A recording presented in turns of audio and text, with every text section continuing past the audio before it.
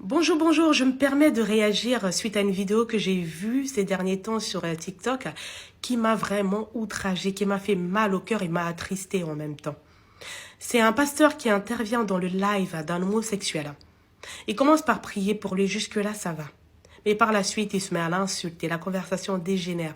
Le pasteur lui sort des insultes, des choses blessantes, le traite de démon, de diable, lui dit que sa place est en enfer. Des choses que même le diable lui-même n'a pas envie d'entendre, des insultes blessantes, mais humiliantes venant de la part de quelqu'un qui est censé faire partie du corps de Christ. Nous, chrétiens, si nous n'avons rien à dire, si nous n'avons pas la capacité de montrer de la compassion envers notre prochain, si nous n'avons pas la capacité d'aimer notre prochain comme Christ nous le recommande, fermons nos bouches. Arrêtons d'aller parler de la part de Dieu juste parce qu'on a envie de se faire remarquer, parce qu'on a envie de montrer un certain orgueil. La Bible dit ne faites rien par vaine gloire. Arrêtons de parler, d'utiliser le nom de Dieu pour faire du mal aux autres.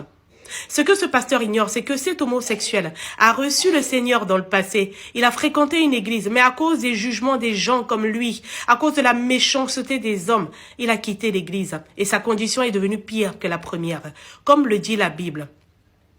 Donc, au lieu de cela, nous montrons de la compassion pour les autres. Montrons de la compassion pour les pécheurs.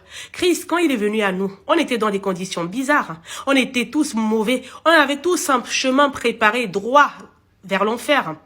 Mais il nous a aimés, il ne nous a pas jugés, il nous a montré de l'amour, là où les hommes nous montraient de la haine. Il ne nous a pas jugés, il nous a appelés, nous a pris tels que nous étions. Et c'est par sa grâce que nous changeons jour après jour. C'est ce que le Seigneur nous demande de faire envers notre prochain. C'est ce qu'il nous recommande de faire. Nous sommes ses disciples, nous sommes censés faire comme il a fait. La Bible dit que celui qui se moque du pauvre outrage celui qui l'a créé, donc Dieu. Et celui qui se moque d'un malheureux ne restera pas impuni. C'est ce qui nous attend. Je vous prie, frères et sœurs, je vous exhorte à montrer de la compassion envers notre prochain. Si nous n'avons pas la capacité de le faire, si nous savons que nous n'avons pas la maîtrise de soi, limite fermons nos bouches. N'allons pas faire plus de mal aux gens que ceux qui n'ont déjà.